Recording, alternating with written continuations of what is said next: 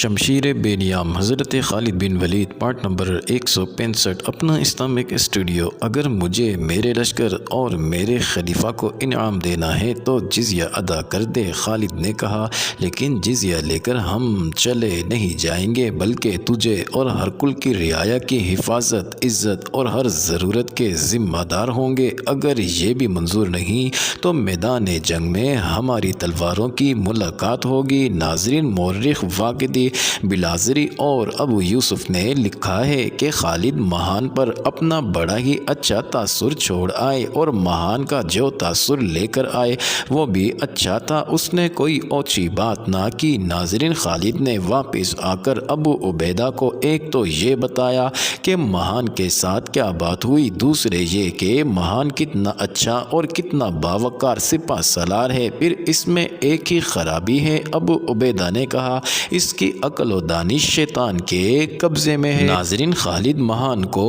آخری فیصلہ سنا آئے کہ صلح نہیں ہوگی۔ ابو عبیدہ نے اپنے تمام سالاروں کو اکٹھا کر کے بتایا کہ دشمن نے صلح کی پیشکش کی تھی جو ٹھکرا دی گئی ہے اور اب لڑائی ناگزیر ہو گئی ہے، اور تمام مجاہدین کو یہ بھی بتا دیا جائے کہ رومیوں نے ہمیں اپنے لشکر اور اپنی جنگی طاقت سے ڈرایا ہے۔ ناظرین، مورخ کے مطابق خالد اور مہان کی بات چیت کی ناکامی کے بعد جب دونوں طرف کی فوجوں کو بتایا کہ جنگ ہو کے رہے گی اور کل صبح سے فوجیں ایک دوسرے کے آمنے سامنے آ جائیں گی، ناظرین اس وقت سے دونوں فوجوں پر ہیجانی کیفیت طاری ہو گئی۔ رومی محاذ پر پادریوں نے لشکر کو صلیبیں دکھا دکھا کر مذہب کے نام پر گرمایا اور انہیں صلیب اور یسوع مسیح کے نام پر مر مٹنے کی تلقین کی۔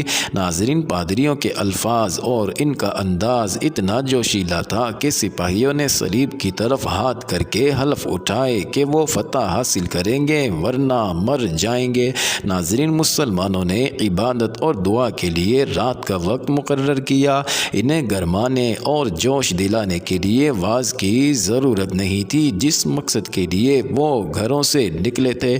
ناظرین، اس مقصد کی عظمت سے وہ آگاہ تھے، انہوں نے اپنی جانیں اللہ کے سپرد کر دی تھیں۔ اسی روز دونوں فوجوں نے صف بندی اور دستوں کو موزوں جگہوں پر پہنچانے کا کام شروع کر دیا۔ ناظرین، مہان نے اپنے لشکر کو 4 حصوں میں تقسیم کیا اور انہیں آگے لا کر صف آرا کیا۔ اس کے محاذ کی لمبائی 12 میل تھی اور گہرائی اتنی زیادہ کہ صفوں کے پیچھے صفیں تھیں جو دور پیچھے تک چلی گئی تھی۔ رومی افواج کو اس ترتیب سے کھڑا کیا گیا تھا کہ ایک پہلو پر سالار گریگری کے دستے تھے اور دوسرے پہلو پر سالار کنا تیر کے دستے۔ ناظرین، قلب میں سالار اعلیٰ مہان کی آرمینی فوج اور سالار دیر جان کے دستے تھے۔ گھڑ سوار دستوں کو 4 حصوں میں تقسیم کیا گیا تھا اور انہیں ایسی جگہوں پر کھڑا کیا گیا جہاں ان کے سامنے مسلمانوں کے پیادہ دستے تھے۔ ناظرین، رومیوں کے پاس سوار دستے اتنے زیادہ تھے کہ انہوں نے سواروں کے پیچھے بھی سوار کھڑے کر دی۔ سالار جبلہ بن الایہم کے سوار دستے اور شتر سواروں کو 12 میل لمبے محاذ کے آگے کھڑا کیا گیا۔ مہان نے ایک بندوبست اور کیا۔ گریگری کے دستے ایک پہلو پر تھے، ان میں 30,000 پیادے تھے۔ ان تمام پیادوں کو زنجیروں سے باندھ دیا گیا، ایک زنجیر میں 10-10 آدمی باندھے گئے۔ زنجیریں اتنی لمبی تھیں کہ ان سے بندھے ہوئے سپاہی آسانی سے لڑ سکتے تھے۔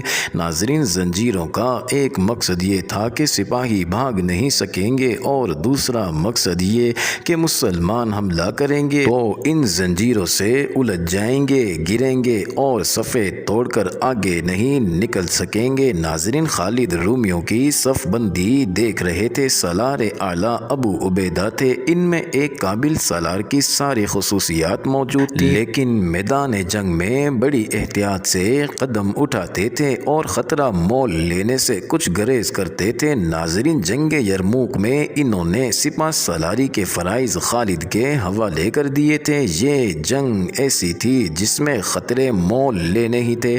ناظرین، دشمن کی اتنی زیادہ طاقت کے مقابلے میں روایتی طریقوں سے جنگ نہیں لڑی جا سکتی تھی۔ سپہ سالار ابو عبیدہ ہی تھے، انہوں نے یہ صورتحال خالد کے سپرد کر دی تھی۔ ناظرین، خالد نے ابو عبیدہ سے کہا کہ وہ تمام سالاروں اور کمانداروں کو اکٹھا کریں۔ ناظرین، خالد انہیں صف آرائی اور جنگ کے متعلق کچھ بتانا چاہتے تھے۔ چونکہ وہ سپہ سالار نہیں تھے اس لیے سالاروں پر ان کا حکم نہیں چل سکتا تھا۔ ابو عبیدہ نے سب کو بلا لیا۔ ناظرین، خالد نے انہیں بتایا کہ دشمن کی تعداد کو وہ دیکھ رہے ہیں اور اپنی تعداد بھی ان کے سامنے ہے، اس لیے یہ زندگی اور موت کی جنگ ہوگی۔ اس کے بعد خالد نے مجاہدین کو اس طرح تقسیم کیا کہ 40,000 تعداد میں کل 10,000 گھڑ سوار تھے۔ ناظرین، 30,000 پیادوں کو 36 حصوں میں تقسیم کیا، ہر حصے میں 800 سے 900 پیادے آئے۔ ناظرین، گھڑ سواروں کو انہوں نے 200 کے 3 حصوں میں تقسیم کیا۔ ایک کی کمان قیس بن حبیرہ کو دی، ناظرین دوسرے کی میسرہ بن مسروق کو اور تیسرے کی کمان عامر بن طفیل کو دی۔ مسلمانوں کے محاذ کی لمبائی 11 میل تھی، یعنی دشمن سے 1 میل کم تھی۔ ظاہر ہے کہ مسلمانوں کی صف آرائی کی گہرائی تھی ہی نہیں۔ ناظرین، ایک پہلو پر یزید بن ابی سفیان کے اور دوسرے پہلو پر عمر بن العاص کے دستے تھے۔ انہیں 200 کا ایک سوار دستہ بھی دیا گیا تھا۔ ناظرین، ابو عبیدہ قلب میں تھے۔ انہوں نے سالار شرجیل بن حسنہ کے دستوں کو اپنے ساتھ دائیں طرف رکھا۔ ان کے ساتھ ساتھ سالار اکرمہ بن ابی جہل اور عبد الرحمن بن خالد بھی تھے۔ 4,000 گھڑ سواروں کو خالد نے اپنی کمان میں اگلی صفوں کے پیچھے رکھا تھا۔ انہیں ہر اس جگہ پہنچنا تھا جہاں دشمن کا دباؤ زیادہ ہونا تھا اور ان سواروں نے گھوم پھر کر لڑنا تھا۔ ناظرین، اگلی صف کے پیادوں کو لمبی برچیاں دی گئی تھیں جو نیزے کہلاتی تھی۔ ان کی انیاں 3 دھاری اور 4 دھاری تھی اور بہت تیز۔ ناظرین، ان پیادوں میں تیر انداز خاص طور پر رکھے گئے تھے۔ رومیوں کے حملے کو نیزوں اور تیروں کی بوچھاڑوں سے روکنا تھا۔ ناظرین، اس کے بعد تیغ زنوں نے اپنے جوہر دکھانے تھے۔ اس دور کے رواج کے مطابق بہت سے مجاہدین کے بیوی بچے اور بعض کی بہنیں ان کے ساتھ تھی۔ ناظرین، ان عورتوں اور بچوں کو فوج کے پیچھے رکھا گیا۔ ابو عبیدہ وہاں پہنچ گئے۔ قوم کی بیٹیوں، ابو عبیدہ نے عورتوں سے کہا، ہم تمہاری حفاظت کریں گے، لیکن تمہیں ایک کام کرنا ہے۔ اپنے پاس پتھر جمع کر لو اور اپنے خیموں کے ڈنڈے اپنے ہاتھوں میں رکھو۔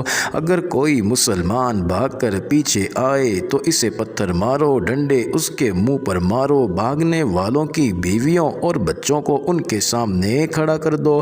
ناظرین، عورتوں نے اسی وقت خیموں سے ڈنڈے نکال لیے اور پتھر اکٹھے کرنے لگی۔ ناظرین، صف بندی ہو چکی تو ابو عبیدہ، خالد اور دوسرے سالار ایک سرے سے دوسرے سرے تک گئے۔ وہ مجاہدین کا حوصلہ بڑھا رہے تھے۔ وہ ہنستے اور مسکراتے تھے اور کہیں رک جاتے تو خالد چند الفاظ کہہ کر ان کے جذبوں کو سہارا دیتے تھے۔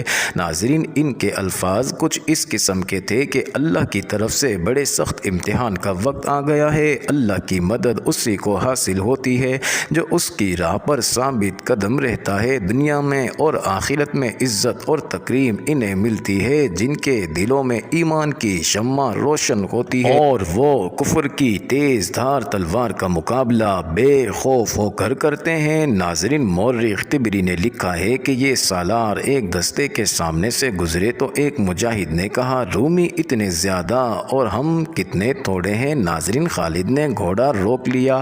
میرے رفیق، خالد نے بڑی بلند آواز میں کہا، کہو رومی کتنے تھوڑے اور ہم کتنے زیادہ ہیں۔ طاقت تعداد کی نہیں ہوتی، طاقت اللہ کی مدد سے بنتی ہے۔ تعداد رومیوں کے پاس ہے، اللہ ہمارے ساتھ ہے۔ اللہ جس کا ساتھ چھوڑ دے وہ بہت کمزور ہو جاتا ہے۔ زیادہ تر مورخوں نے لکھا ہے کہ سالار اور کماندار جب اپنی فوج میں گھوم پھر رہے ہوتے تھے تو یہ آیت بلند آواز سے پڑھتے جاتے تھے۔ کتنی ہی بار چھوٹی چھوٹی جماعتیں اللہ کے چاہنے سے بڑی بڑی جماعتوں پر غالب آئی ہیں۔ اللہ صبر و استقامت والوں کا ساتھ دیتا ہے۔ معزز ناظرین، یہ انٹرسٹنگ ویڈیو جاری ہے۔ اگلی ویڈیو قسط نمبر 166 میں دیکھنا مت بھولیے گا۔